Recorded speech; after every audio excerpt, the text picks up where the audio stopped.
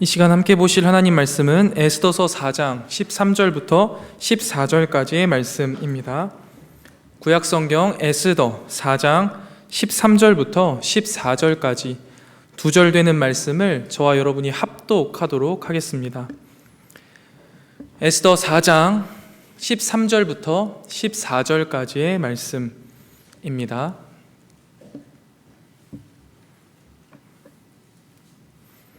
구약성경 에스더 4장 13절부터 14절까지의 말씀, 저 여러분이 합독하도록 하겠습니다. 하나님 말씀입니다. 시작. 모르드게가 그를 시켜 에스더에게 회답하되 너는 왕궁에 있으니 모든 유다인 중에 홀로 목숨을 건지리라 생각하지 말라. 이때에 내가 만일 잠잠하여 말이 없으면 유다인은 다른 데로 말미암아 노임과 구원을 얻으려니와 너와 내 아버지의 집은 멸망하리라. 내가 왕후의 자리를 얻은 것이 이때를 위함이 아닌지 누가 알겠느냐 하니. 아멘. 저는 지난달 수요 예배 때부터요 에스더서를 성도님들과 함께 나누고 있습니다. 이번 이청년부 수련회 때도요 에스더서를 함께 나누었는데요, 말씀을 준비하고 나누면서 정말 이 시대 우리에게 하나님께서 주시는 선명한 말씀이구나 하는 생각이요 참 많이 들었던 성경입니다. 시간이 되실 때마다 10장밖에 되지 않는 이 에스더서를요 반복해서 통독하시면 그 가운데 주시는 하나님의 크신 은혜가 있을 줄 믿습니다. 지난번 시간에는요 하나님 없는 것 같은 세상에서 살아가는 하나님의 백성이 어떻게 살아내야 하는지에 대해서 말씀드렸습니다. 실제로 보이지 않는 것 같지만 나의 모든 순간순간을 하나님께서 이끌어 가신다. 즉 하나님의 섭리를 믿고 살아야지만 우리는 하나님 없는 것 같은 세상에서 하나님과 함께 살아갈 수 있다라고 말씀드렸습니다. 오늘은 그 믿음이, 그 하나님 섭리를 믿는 믿음이 우리의 삶 속에 행동으로 어떻게 적용되어야 하는가, 이 모습을 모르드게를 통하여서 구체적으로 함께 나누어 보려고 합니다. 하나님의 섭리를 믿었던 모르드게가 한 믿음의 행동들을 크게 3가지 정도로 볼 건데요, 그 중에 첫 번째, 가장 먼저 볼 모습은 사랑하는 것입니다. 특별히 이 사랑하는 것은 2가지 모습으로 그의 사랑으로 나타나는데요, 먼저 보고 싶은 것은 에스더를 향한 사랑입니다. 에스더서 2장 7절 말씀 우리 함께 읽어보도록 하겠습니다. 에스더서 2장 7절 말씀입니다.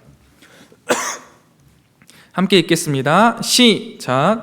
그의 삼촌의 딸 하닷사 곧 에스더는 부모가 없었으나 용모가 곱고 아리따운 처녀라. 그의 부모가 죽은 후에 모르드게가 자기 딸같이 양육하더라. 아멘. 여러분 지금 보시면은요 삼촌이 조카를 양육한 거예요. 여러분 한 아이를 양육하는데 드는 비용이 얼마라고 생각하십니까? 한 아이를 갓난쟁이 때부터 이제 18세까지 키운다고 했을 때, 성인이 되기 전까지 키운다고 했을 때 얼마의 비용이 든다고 생각하십니까? 정부가요 2018년에요 분유나 기저귀부터 시작해서 어린이집, 유치원 쭉 가서 공교육비와 사교육비를 다 통틀어서 평균 3개월간의 통계를 냈습니다. 그래서 아이 한 명을 기르는데 드는 비용이요 월 평균 73만 원이라고 해요. 이 73만 원이라는 금액을요 단순하게 만 18세까지 매달 지불한다라고 가정하면 고등학교를 졸업하는 데까지 드는 돈이 1억 5,700만 원 정도 든다라고 합니다. 단순한 계산이다 보니까 사실상 훨씬 더 많이 드는 거예요. 이게 제일 높은 사람과 제일 적은 사람의 평균이니까요 사실 더 많이 쓰이는 곳도 많다라는 것이죠. 그런데 사실 우리가 아이를 키울 때 중요한 것은 돈이 아니지 않습니까? 1억 5천이 되던 1억 6천이 됐던 그 돈보다 훨씬 더 귀하고 힘든 것들을 하잖아요. 그게 에너지이겠고 조금 더 정확하게 말하자면 사랑이겠죠. 한 아이를 키우는데요 얼마나 많은 애정이 필요합니까? 가수 김진호 씨라고 있는데요. SG 워너비라는 그 그룹에서 이제 따로 나와서 부르는 사람인데요. 이 사람이 불렀던 노래 중에 가족 사진이라는 노래가 있어요. 이 노래의 가사 가운데요, 이런 가사가 있어요. 내 젊은 어느새 기울어 갈 때쯤 그제야 보이는 당신의 날들이, 가족 사진 속에 미소 띈 젊은 우리 엄마, 꽃피던 시절은 다시 나에게 돌아와서 나를 꽃 피우기 위해 거름이 되어 버렸던 그을린 그 시간들을 내가 깨끗이 모아서라는 가사가 있는데요. 한번 댁에 돌아가시면서 들어보세요. 그러니까 우리 어머니가 젊었을 때 그렇게 꽃 피던 시절을 나에게 오롯이 다 주었고 그것이 다시 나에게 돌아왔다라는 거예요. 한 명의 자녀를 키우기 위해 꽃 같았던 부모의 삶이요, 거름이 되어 버려야 그 하나의 꽃이 또 피어서 찬란한 꽃이 된다라는 거잖아요. 참 슬프고 아름다운 고백이 아닐 수 없습니다. 제가 결혼을 일찍 했잖아요, 여러분. 그래서 저희 첫째, 둘째 키울 때 이제 어린이집 체육대회나 이런 데를 가면은요, 저는 항상 제일 어렸습니다. 그래서 체육대회를 하면은 날라다녔거든요. 근데 이번에 이제 막내 어린이집에서 체육대회가 있어서 갔더니 이제 중간보다 조금 더 밀리는 것 같은 거예요. 그래서 이제는 달리기를 해도 제가 1등을 못 하는 거예요. 야, 나도 참 이렇게 나이를 먹는구나, 우리 어머니 아버지도 참 이런 세월이 있었구나 하는 생각이 들었습니다. 여러분들은 어떠세요? 여러분들의 자녀를 지금 이렇게 키워내고 계시고 또 다 키우신 분들도 계신데 한번 되돌아보세요. 정말 여러분의 그 꽃 같았던 시절을요, 우리 다음 세대들에게 오롯이 쏟아서 이 아이들이 또 꽃처럼 피어나고 있는 것 아니겠습니까? 이처럼 여러분, 아이를 하나 양육하는데요, 수많은 돈이 필요하고요, 엄청난 에너지와 사랑이 필요합니다. 그래서 자기 자신을 온전히 쏟아내야지만, 온전히 걸음으로 써야지만 한 아이가 잘 양육될 수 있다라는 것인데요. 여러분, 근데 이거는 현실에서 그냥 노멀한 상황이잖아요. 모르드게의 상황은 어떻습니까? 그 배경이 포로기, 그것도 타국에서, 그것도 내 아이도 아니고 조카. 이런 상황을 여러분 한번 생각해 보신다면 모르드게의 사랑이 얼마나 대단한지 사실 우리는 가늠하기도 어렵고 말로 섣불리 표현할 수도 없겠습니다. 타국에서 포로 생활까지 하면서 부모를 잃은 조카를 자기 딸처럼 양육하는 것은 진짜 사랑 없이는 불가능한 것이겠죠. 이것을 단순히 혈육이니까 했겠지 라고 말하기에는요, 그들이 살았던 삶은 얼마나 처절하고 위험했는지 우리는 말씀을 통해서 잘 알 수 있습니다. 거기다가 여러분, 이 에스더가요, 왕후를 뽑는 자리에 뽑혀가잖아요. 그리고 나서부터요, 이 모르드게의 사랑이요, 더 빛을 발합니다. 에스더서 8장 1절 말씀을 우리 한번 같이 읽어보겠습니다. 에스더서 8장 1절 말씀입니다. 함께 읽겠습니다. 시작. 그날에 아하수에로 왕이 유다인의 대적 하만의 집을 왕후 에스더에게 주니라. 에스더가 모르드게는 자기에게 어떻게 관계됨을 왕께 아뢰었으므로 모르드게가 왕 앞에 나오니. 아멘. 여러분, 모르드게가요, 에스더의 삼촌이라는 것을 세상이 알게 된 순간은 언제냐면요, 이 하만의 계략에 빠져서 유다 백성이 다 죽을 것 같았고 그 과정 가운데 유다 백성들이 금식하며 기도하고 모르드게가 옷을 찢고 에스더에게 간청했고 에스더가 죽으면 죽으리라는 각오로 왕 앞에 나아가 여러 번의 잔치를 배설한 후에 하만의 계략에 대해서 이야기를 하고 나서야, 그러니까 수없이 많은 시간을 지나고 나서야 그제서야 모르드게가 에스더의 삼촌이구나 라는 것을 세상이 알게 되었던 거예요. 그러니까 우리가 잘 알고 있다시피 에스더가 처음 왕후의 자격이 되기 위하여서 후궁으로 뽑혀갔을 때부터 모르드게는 에스더에게 유다인이라는 사실을 숨기게 했습니다. 그리고 이 사실을 숨기기 위해서는 필연적으로 자신과 에스더의 관계를 또 숨겼어야만 했어요. 내 자식처럼 키워야 하는 이 에스더를 나는 아무 관계가 없는 것처럼 키워야 한다. 이거는요, 이건 어려워도 너무너무 어려운 문제이겠고, 그렇게 얼마나 사랑한 거냐면 내가 드러나지 않더라도 이 에스더 하나 잘 되기를 위해서 자신의 삶을 정말 그림자처럼 내어두었던 게 바로 이 모르드게라는 사실을 우리는 알 수 있습니다. 뿐만 아니라 에스더서 2장 11절 말씀을 보면요, 이제 이 에스더가 후궁으로 들어가서 모르드게가 어떤 일들을 하냐면요, 모르드게가 날마다 후궁 뜰 앞으로 왕래하며 에스더의 안부와 어떻게 될지를 알고자 하였더라 라고 말하고 있어요. 후궁으로 들어간 그때부터 매일같이 이 후궁 뜰 앞을요 오고 가면서 왕래하는 거예요. 여러분, 에스더가 왕후를 뽑는 예비 단계로 후궁이 되어서 궁에 들어가게 되었을 때 에스더나 모르드게의 마음이 어떠했을 것이라고 예상하십니까? 저는 처음에 에스더서를 읽을 때 야, 진짜 잘 됐다, 이제 이들의 인생이 꽃이 피겠구나 라는 생각했어요. 그런데 여러분, 한번 곰곰이 다시 한번 생각해 보면요, 그렇지가 않은 상황이에요.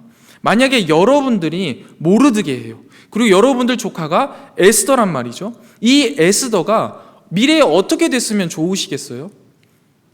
제가 곰곰이 생각해 봤는데, 만약에 제가 모르드게라면요, 제가 딸같이 키운 이 에스더는 그냥 믿음 좋은 유대인을 만나서 결혼해서 행복한 가정을 이루고 살아가는 것을 꿈꿨을 것 같아요. 아니, 왜 굳이 이방 왕궁에 들어가서 고생을 하냐고요. 그게 뭘 그렇게 중요하겠냐고요. 신앙이 중요하지. 그리고 에스더가 행복하게 살면 되지, 왕후의 자리가 뭐가 중요합니까? 거기뿐만 아니라요, 여러분, 이 왕궁에 들어가서 산다는 게 얼마나 힘든 일이겠어요. 유대인이라는 것을 가리고 가게 되면요, 이 에스더는 어떻게 살아야 되냐면 자신이 가지고 있던 신앙을요 모두 다 내려놔야 돼요. 그리고 자신이 가지고 있었던 사고방식이나 모든 형태들을요 싹 바꿔야 됩니다. 왕궁에 들어갔어요. 그리고 유대인이라는 걸 밝히지 않아야 됩니다. 그러면 제일 먼저 뭐가 문제인 줄 아세요? 식사부터가 문제예요. 여러분, 유대인들은 코셔라는 걸 지키잖아요. 먹을 수 있는 음식과 먹지 못한 음식이 가려져 있단 말이에요. 근데 음식을 가져왔어. 근데 이걸 안 먹어. 그럼 사람들이 보고 얘가 이런 걸 안 먹네? 왜 이러지? 한 번, 두 번 보면 답이 나오잖아요. 이거 유대인이구나. 그러면 어떻게 해야 돼요? 먹어야 돼요. 유대인들 하루에 몇 번 기도합니까? 기본적으로 3번 기도하잖아요. 수도 없이 기도한단 말이에요. 그런데 여러분, 그 기도하면 돼요, 안 돼요? 안 되는 거예요. 기도도 못해, 불경건한 거를 계속 먹어야 돼. 이런 상황에서 살아야 되는 거예요. 그러니까 에스더나 모르드게나 왕후가 되는 일은 원하지도 않았어요. 그저 평범하게 잘 살았으면 좋았을 건데 어떻게 하다 보니 이렇게 된 상황이라는 거예요. 그리고 성경을 자세히 보면 에스더가요, 왕후가 되기까지 왕후로 뽑히고 왕의 눈에 들어가고 그 다음에 왕의 은혜를 받고 하는 그 전 과정을 통틀어서요, 대부분의 동사들이요 다 수동태로 쓰여졌어요. 능동적인 게 아니에요. 하고 싶어서 열심을 다해서 뭔가 했던 게 아니고 움켜쥐려고 했던 게 아니에요. 하나님의 섭리 안에 끌려갔던 거죠. 여러 가지 사람의 상황 가운데 끌려갔던 거예요. 이런 상황에서요, 여러분, 에스더가 살아야만 했던 거예요. 모르드게는요 그것을 잘 알고 있었고요. 그러니 모르드게가 어떻게 한 거예요? 매일같이 에스더를 찾아가는 거예요. 매일 찾아가서 무슨 일 없냐? 혹시 마음이 무너지지는 않았나? 하나님 앞에 나아가지 못해서 많이 힘들지? 견뎌라, 참아라, 이야기하는 거예요. 거기다가 여러분, 2장 초반에 보면은요, 이 후궁들이 얼마나 대접을 이상하게 받냐면요, 왕후를 뽑기 위해서 지역에서 아리따운 사람들을 막 모으잖아요. 그들이 왕 앞에 나가기 전까지 필요한 시간이 1년이에요. 1년. 1년 동안 왕은 한 번도 보지 못하고 그저 왕궁 뒤에서 후궁들과 함께 지내면서 준비만 하는 거예요. 그리고 나서 어떻게 해요? 하룻밤을 왕이랑 한번 보냅니다. 여러분, 여기서 하룻밤을 보낸다는 건 뭐예요? 둘이 그냥 하룻밤 얼굴 보는 게 아니잖아요. 그런 성관계를 맺어야 된다는 거예요. 이스라엘 백성에게 이거는 정말 치욕스러운 일이고 감히 할 수 없는 일인데 해야만 한다는 거예요. 언제 할지도 모르고 그런 삶을 계속해서 살아야 되고, 만에 하나 마음에 안 들면 어떻게 돼요? 대부분이 마음에 안 들잖아요. 마음에 안 들면 그 상황을, 그 생활을요 평생 살아야 되는 거예요. 평생 후궁으로 살아야만 하는 그 상황. 그러한 상황 가운데 내가 사랑하는 내 조카가 가기를 원하는 삼촌이 있을까요? 그리고 그런 상황에 가고 싶은 유대인이 있을까요? 없어요. 없는 거예요. 그런 암울한 상황 속에서 그들은 살았던 거죠. 그리고 모르드게는 그런 에스더에게 힘과 격려를 주고 싶었던 거예요. 이러한 마음을 가지고 모르드게가 그때 찾아갔을 때 어떤 이야기를 했을까? 어떤 마음으로 에스더에게 무슨 이야기를 했을까를 한번 고민해보고 상상해봤어요.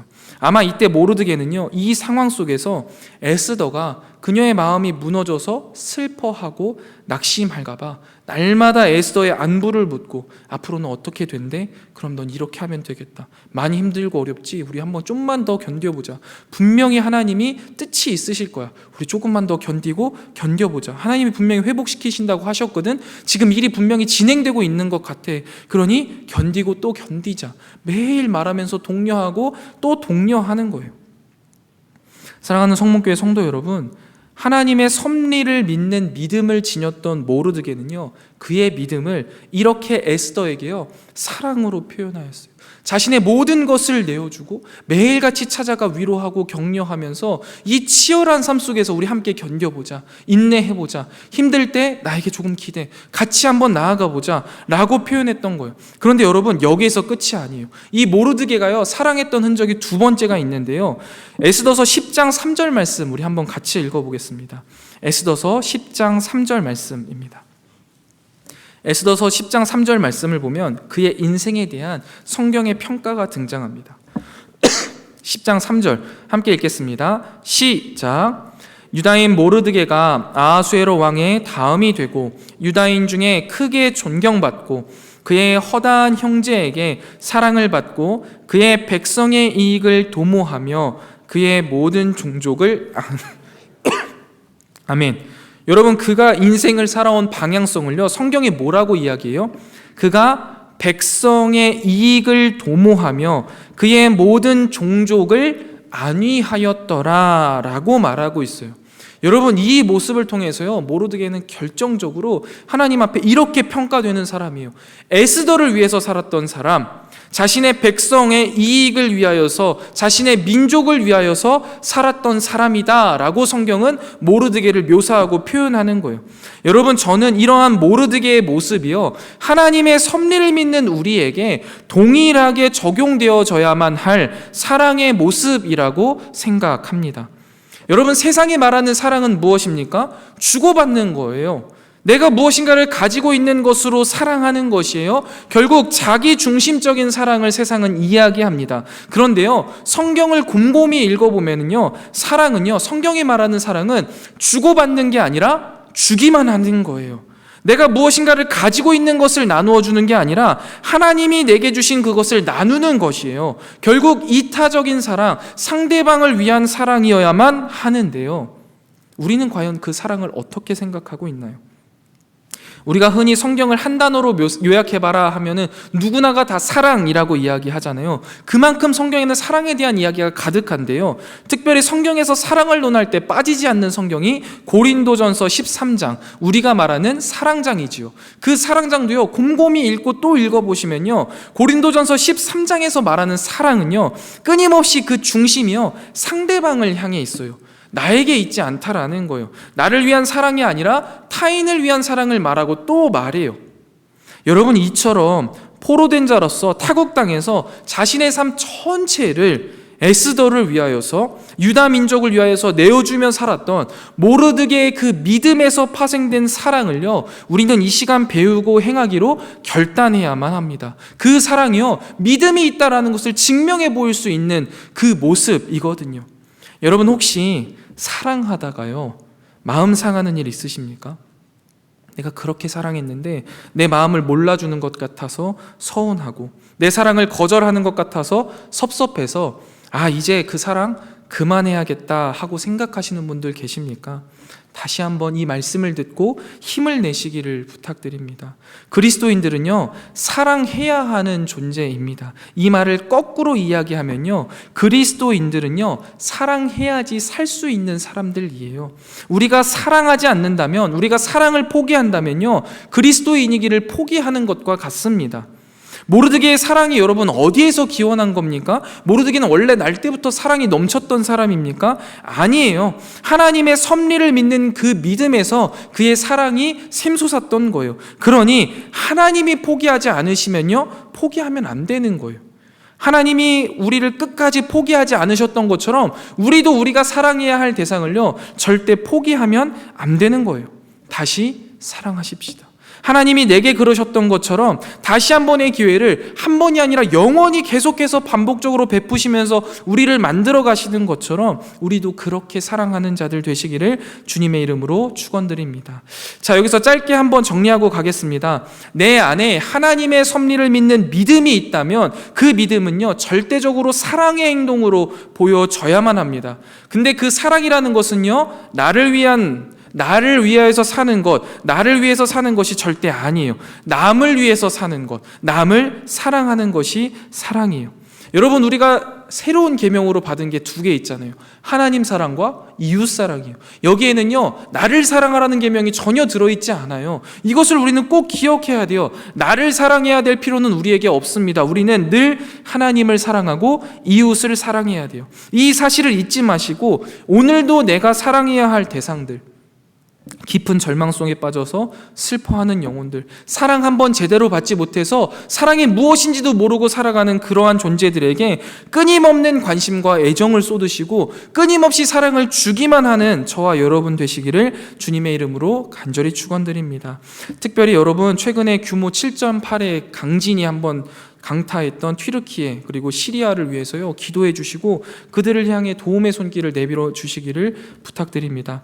지진이 강타하고요, 벌써 사망자가 4만 명을 넘어섰다고 해요. 이 슬픔과 고통을 모르는 척해서는 안 되겠죠.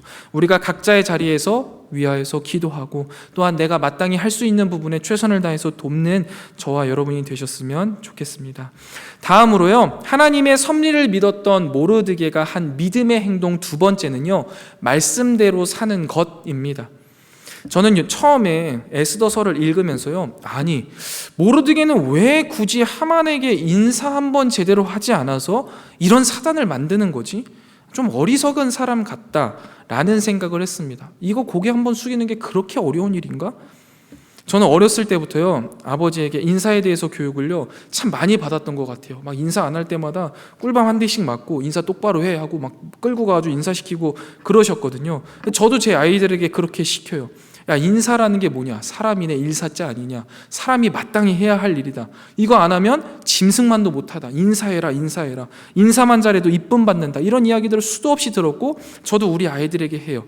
그런데요, 여러분, 이런 생각을 가지고 모르드게의 모습을 보니까 잘 이해가 안 되는 거예요. 그 인사 한 번 하는 게 왜 그렇게 어려운 거야? 그거 인사 한 번 하면 뭐가 어떻게 잘못돼?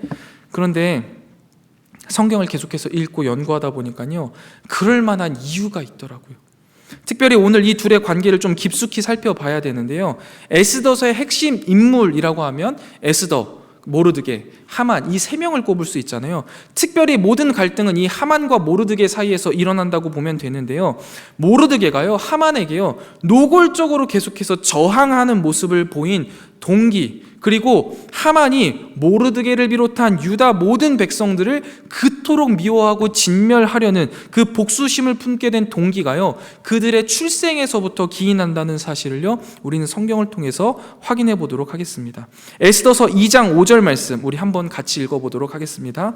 에스더 2장 5절 말씀입니다.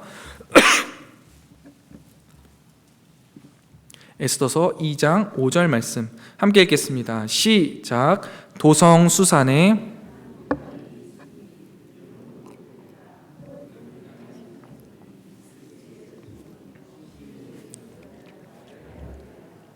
아멘. 모르드게는요, 그냥 유다인도 아니에요. 베냐민 자손이고요, 기스의 후손입니다. 그러면 딱 떠오르는 인물이 하나 더 있으셔야 되는데요, 바로 사울입니다. 그러니까 사울의 후손인 거예요. 그리고 여러분, 에스더 3장 1절 말씀을 한번 읽어보겠습니다. 3장 1절 말씀입니다.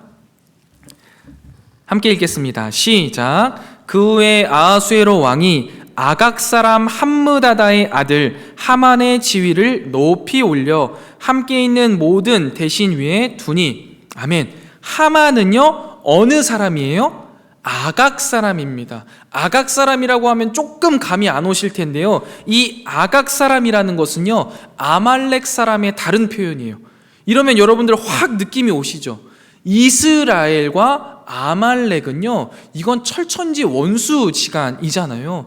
이 이스라엘이 출애굽을 해서 쭉 나와서 막 지쳐서 기진할 때 이 아말렉이 뒷공무니를 치기 시작했잖아요. 그래서 전쟁이 벌어졌고 그 치열한 전쟁 가운데 하나님이 함께 하셔서 승리했던 것 기억하시지요. 여러 세대 전, 지금과 더 세대 전에 이 싸움에서 겨우겨우 이겼어요. 그리고 나서 하나님이요, 이스라엘 백성들에게 약속해 주신 게 있어요. 그게 출애굽기 17장 14절에 나오는데요, 제가 읽어드릴게요. 여호와께서 모세에게 이르시되 이것을 책에 기록하여 기념하게 하고 여호수아의 귀에 외워 들리라. 내가 아말렉을 없이 하여 천하에서 기억도 못하게 하리라 라고 하나님이 약속하신 거예요. 하나님이요, 이때 상황을 너무나 분노하신 거예요. 감히 내 백성을, 이러면서 이 아말렉이라는 족속은 역사에서 사라져버리게 하시겠다라고 하나님이 직접 약속하셨어요. 그리고 나서 이때 전쟁에서는요, 실제로는 그렇게 다 없애지 못했어요. 후퇴하고 이스라엘 백성들은 가나안 땅으로 들어가야 했으니까. 그렇게 가나안 땅으로 들어갑니다. 들어가고 나서도요, 이 하나님께서요, 다시 한번 확인시켜 주세요. 그게 이제 신명기 25장 17절부터 19절에 나오는데요, 또 제가 읽어드릴게요. 너희는 애굽에서 나오는 길에 아말렉이 내게 행한 일을 기억하라. 곧 그들이 너를 길가에서 만나 내가 피곤할 때에 내 뒤에 떨어진 약한 자들을 쳤고 하나님을 두려워하지 아니하였느니라. 그러므로 내 하나님 여호와께서 내게 기업으로 주어 차지하게 하시는 땅에서, 가나안 땅에서 내 하나님 여호와께서 사방에 있는 모든 적군들로부터 내게 안식을 주실 때에 너는 천하에서 아말렉에 대한 기억을 지워버리라. 너는 잊지 말지니라 라고 말씀하십니다. 신명기 들어와서 이제 가나안 땅에 점령하면 내가 너희들을 도와서 가나안 땅을 다 점령하게 할 건데, 이 점령이 끝나면 너희가 가장 먼저 해야 될 것은 무엇이다? 아말렉 민족을 역사에서 지워버려라. 완전히 진멸시켜라. 해라. 거룩의 전쟁을 치루어라 라고 말씀하셨어요. 그리고 나서 이 하나님이 약속을 지키시기 위해서요, 기회를 주셨어요. 그게 언제 주셨냐면 바로 모르드게의 선조인 초대 이스라엘의 왕 사울에게 주셨어요. 사울이 왕이 되고 나서 가장 먼저 해야 될 일은 무엇입니까?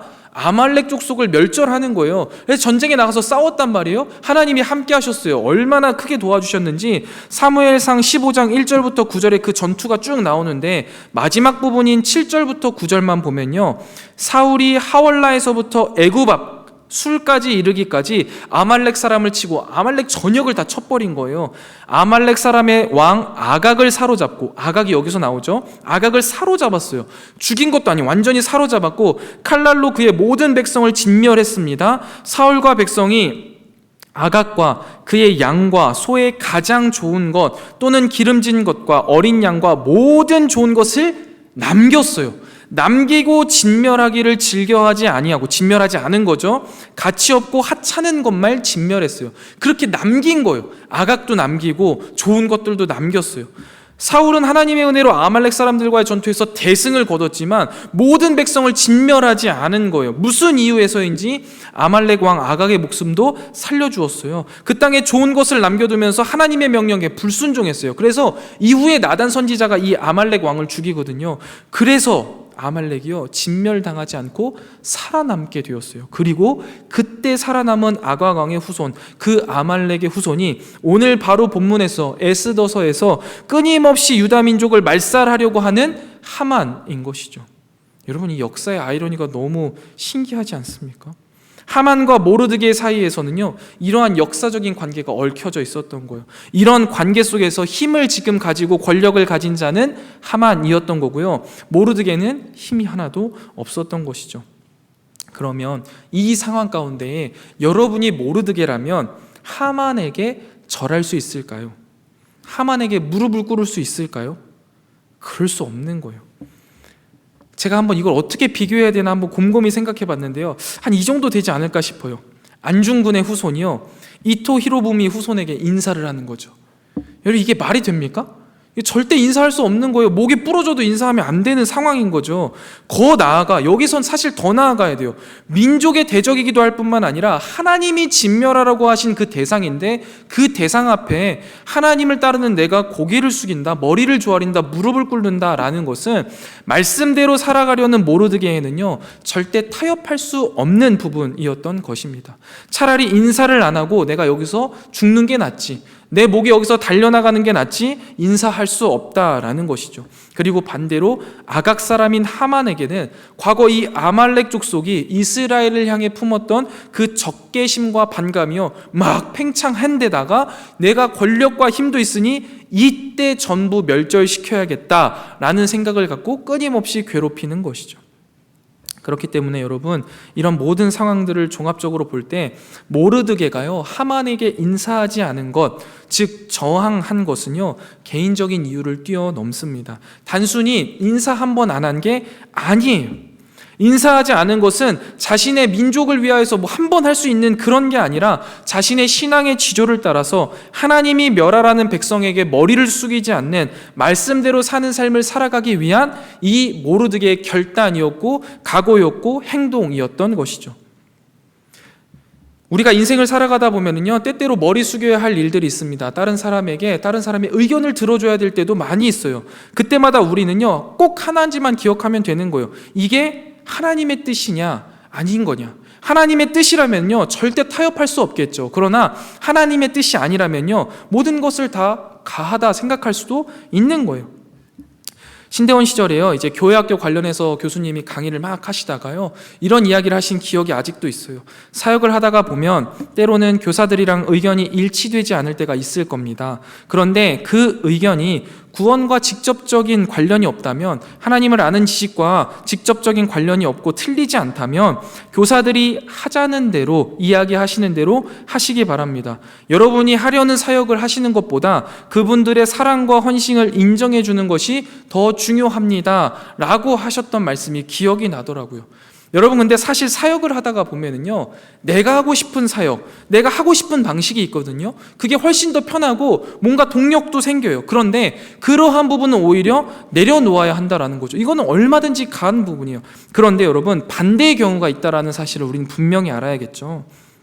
올해 저희 이청년부에서요 결혼을 참 많이 합니다. 너무 기쁜 일인데, 이제 결혼을 앞둔 한 부부가 찾아와서 이제 청첩장을 주면서 이런저런 이야기를 하다가요 신혼여행 이야기가 나왔어요. 우리 신혼여행 어디로 가요? 그러니까 뭐 어디로 간대요. 언제 가요? 하니까 월요일부터 금요일까지 5박 3일로 간다라는 거예요. 그래서 제가 문득 그런 생각이 들더라고요. 왜 그렇게 가지? 주일 저녁에 출발하면 될 텐데 하면서 물어봤어요. 그랬더니 이전에 작년에 이제 한 쌍 중에 한 명이 주일을 껴서 이제 어디를 간 적이 있어요. 그때 제가 이야기를 했거든요. 주일 성수 너무나 중요한 건데 어떻게 이렇게 할 수 있냐, 신앙생활 할 때 이런 건 타협하면 안 되는 부분이다 라는 이야기를 한 번 했던 기억이 있다는 거예요. 그래서 그 기억이 나서 주일 오전에 너무 좋은 시간대에 비행기 티켓이 있었는데 그거를 클릭할 수가 없었대요. 그래서 이제 짧은 시간이지만 그냥 5박 3일로 갔다 오기로 결정했다는 거예요. 그런 이야기를 듣는데 참 멋지고 대견하고 고맙더라고요. 나의 목회자인 나는 오히려 주일 저녁이라도 출발할 것을 좀 생각하고 말했는데 참 대단하다, 이런 생각이 들었어요. 그런데 이렇게 생각하면서 한번 제 자신을 뒤돌아보니까요 은연중에요 우리가 이런 식으로 좀 타협하고 살아가는 것들이요 참 많아졌습니다. 사랑하는 성목교회 성도 여러분, 어떠십니까? 내 생각과 내 뜻을 위하여서, 나의 편안함을 위하여서 혹시 하나님의 뜻을 타협하고 있지는 않습니까? 그저 모르드게에게 인사 한번 하면 되는 거지, 그게 뭔 큰 문제겠어, 하나님의 일은 하나님이 하시겠지 라는 마음을 가지고 그저 그렇게 모든 것들에 타협하면서 살아가고 있지는 않습니까?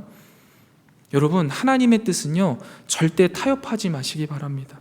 내 목숨을 지키기 위해서도 타협하면 안 돼요.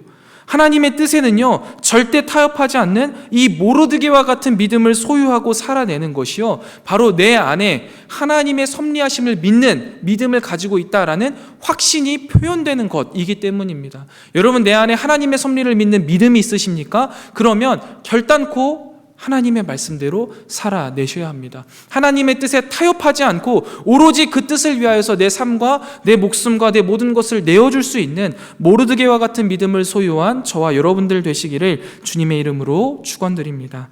마지막으로요, 하나님의 섭리를 믿었던 모르드게가 한 믿음이 어떻게 드러나냐면요, 복음을 전하는 것. 이 복음이라는 것은요, 예수 믿으세요가 아닙니다. 하나님에 대해서 끊임없이 이야기하고 가르치는 것으로 드러난다라는 것이에요. 에스더서 4장 6절부터 14절의 내용을 쭉 한번 보면은요, 왕의 조서가 이제 내려진 거예요. 하만이요, 뇌물을 바치면서 왕이시여 이거에 대해서 오케이 승낙만 해주시면 제가 일정 금액을 왕의 곳간에 갖다 드릴게요. 그러니 우리 한번 이렇게 진행하시면 어떨까요? 그러니까 콜해서 이게 진행이 탁 된 거예요. 그래서요, 이 초본이 이렇게 유다인들을 이때부터 죽여도 된다라는 초본이 온 이제 페르시아에 전달이 된 거죠. 이 사실을 듣고요, 모든 유다인들은 슬퍼 울었어요. 그리고 모르드게도요, 자기 옷을 찢고 슬퍼하면서 베옷을 입고 광장 앞에 이제 성문 바로 앞까지 가서 막 울었습니다. 얼마나 미친 듯이 울었는지요, 지금 당시에는, 지금 이 상황에는요, 모든 사람이 이 모르드게가 에스더의 삼촌이라는 걸 모르거든요. 근데 이 에스더의 시녀가 그걸 보고선 이야기를 하는 거예요. 황후님, 제가 이렇게 들어오면서 봤는데 이 왕궁 앞에서요, 어떤 놈이 미친 듯이 울더라고요. 너무 시끄럽게 울어가지고 온 왕궁에 소문이 났어요. 그래? 누군데? 잘 모르겠는데 유다인인 것 같아요. 누구야? 알아봐봐. 그러니까 모르드게래요. 이렇게 되는 거거든요. 그러니까 이게 그냥 눈물 뚝뚝뚝 흘리고 앉아있는 상황이 아닌 거예요. 정말 미친 듯이 너무나 자기의 그 슬픔을 막 표출하면서 울고 있었던 상황이죠. 그 에스더가 그러한 모습을 보고요, 자신의 삼촌이 그렇게 눈에 띄는 행동을 하는 것이요, 매우 근심이 되었습니다. 그래서 그는 옷을 내려보내요. 옷을 입으라는 거예요. 이것이 왜 근심이 되었는지는 성경이 정확하게 말하고 있지 않아서 뭔가 확실할 수는 없지만, 아마도 어울리지 않는 복장으로 이 베옷을 입고는 왕궁 안에 원래 들어갈 수가 없거든요. 물론 지금 왕궁 안에 들어간 건 아니에요. 바로 그 입구에서 그렇게 울고 있는 거예요. 그 복장으로 대궐문 앞에서 막 울고 있는 게 자꾸만 눈에 띄면은 혹여나 하만이나 여러 사람들이 안 그래도 안 좋게 보는데 사단이 날까봐 좀 안 좋은 일들을 막기 위해서 그러지 않았을까라고 조심스럽게 생각해 볼 수 있는데, 아무튼 그래서 에스더가 이 내려준 호의 옷을요, 모르드게가 거절을 합니다. 입을 수 없다는 거죠. 그리고 나서 그냥 돌려보내요. 그러니까 에스더가 또 마음이 상하잖아요. 그래서 다시 한번 이번에는 내시 하닥을 내려보내서 무슨 상황인지 한번 정확하게 들어보고 와라, 너무 궁금하다 이야기를 합니다. 그래서 내시 하닥이요, 이제 모르드게에게 가죠. 그럼 모르드게가 쫙 설명을 해요. 왕의 금고에 얼마를 바치겠다고 했고, 이것을 공증하는 수상궁에서 내려온 문서가 여기 있다. 이 초본을 가지고 가서 이제 여왕에게 말을 해줘라 라고 이야기합니다. 내시 하닥이 그걸 가지고 에스더에게 가서 설명을 하고 그 내용을 다 이야기를 하고 보여주죠. 모르드게는요, 이 증거가 중요하다는 점을 잘 이해하고 있었던 거예요. 왜냐하면 에스더가 이제 어떠한 결정을 내릴 때 그냥 카더라로는 결정을 내려서 일할 수가 없잖아요. 그래서 정확하게 모든 것들 증거를 보내주고, 또 지금 이 문제가 비단 모르드게의 개인적인 문제가 아니라 유다민족 전체의 문제이다라는 것, 하나님 나라의 문제라는 사실을 알려주는 거예요. 그렇게 그러면서 모르드게는 에스더에게 제시할 간청을 준비했습니다. 곧 에스더가 왕 앞에 나가서 그의 백성을 위해서 호의를 구하라는 것이었죠. 그런데 이렇게 첫 이야기를 듣고 나서 에스더가 한 반응은 무엇이었냐면 거절이었습니다. 뭐라고 거절을 합니까? 현실의 어려움을 토로해요.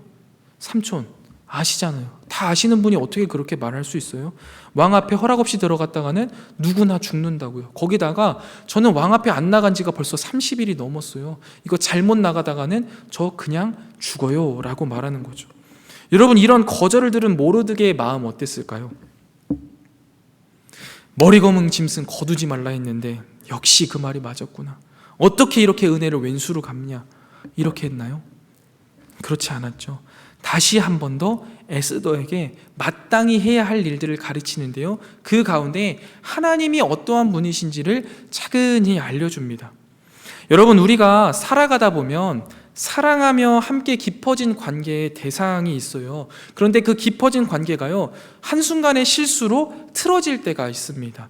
근데 물론 사람과 사람으로 대했을 때는요, 용서할 수 없는 일들이 있을 수 있다라고 생각해요. 그런데 그건 어디까지나 사람 대 사람으로 봤을 때이고요. 만약에 하나님과 하나님의 백성으로서 볼 때는요, 용서하지 못할 일 혹은 용서받지 못할 일이 있을까요?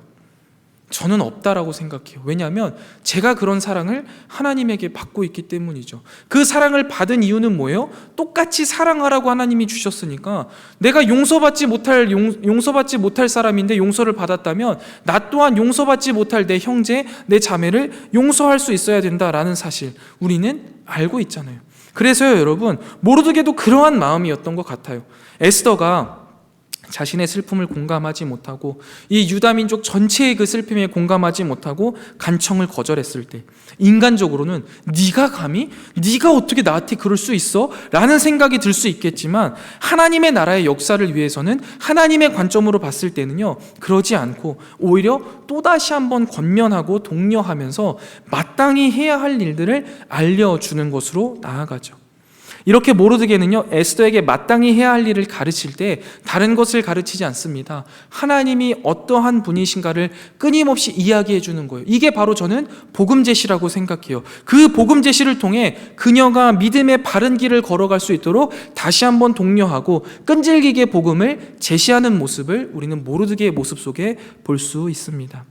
여러분, 모르드게는 우리가 지금까지 살펴봤지만 그 누구보다 에스더를 사랑했습니다. 에스더는요, 그 사랑을 느끼고 누리고 있었고요. 그리고 모르드게의 그 가르침에, 그 간청에 서투른 반응을 했을 때도요, 모르드게는 인내와 사랑으로 계속해서 그녀를 설득하고 믿음의 바른 길을 걸어갈 수 있도록 복음을 제시하고 하나님이 누구신가를 알려주고 또 알려줬습니다. 그렇게 그 복음을 전하는 모르드게의 고백이요, 바로 오늘 4장 13절 14절 말씀이죠.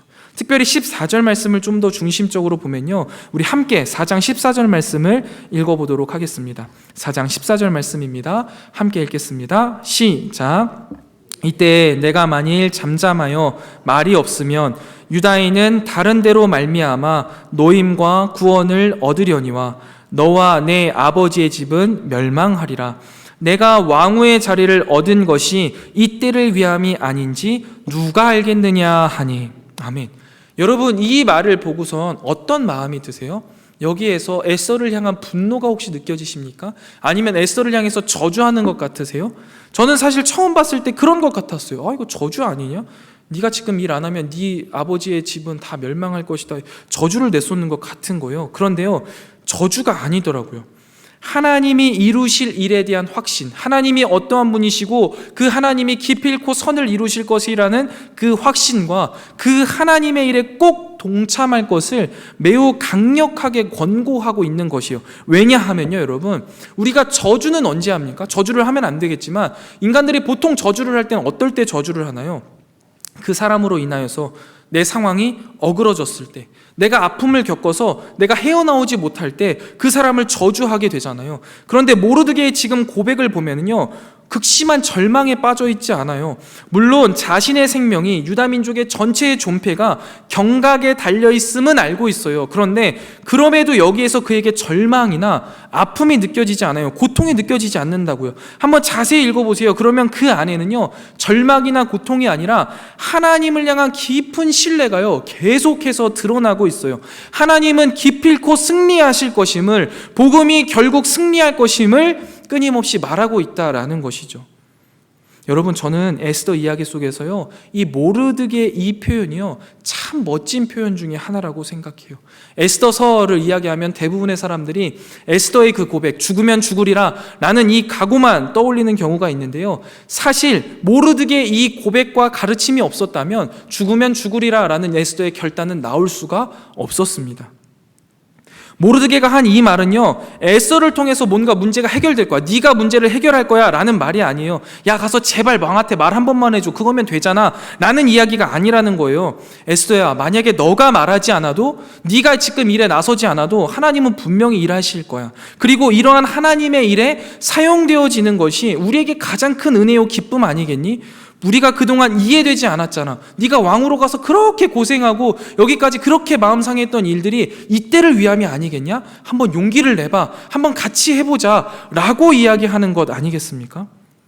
만에 하나 에스더가 이 위기 상황에서 왕에게 나아갔다가 실패할지라도 상관없다라는 거예요. 왜냐하면 하나님이 이루실 선한 일은 무조건 이루어질 거고, 그 일에 조금이라도 쓰임 받았다면 그걸로 족한 것 아니겠냐? 우린 그렇게 살아야 되는 사람들 아니겠어? 라고 이야기하는 거예요.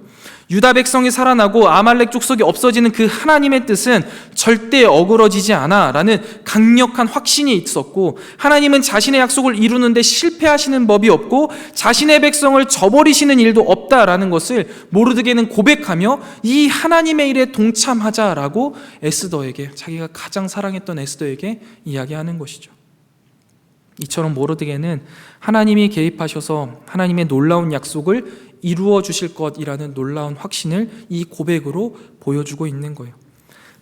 그리고 이 놀라운 확신을, 이 놀라운 복음을 에스더에게 모르드게가 전달해 준 것이죠. 그래서 에스더가 죽으면 죽으리라 라는 고백을 할 수 있었던 것입니다. 사랑하는 성목교회 성도 여러분, 하나님의 섭리를 믿는 그 믿음을요, 우리만 가지고 있어서는 안 되는 거예요.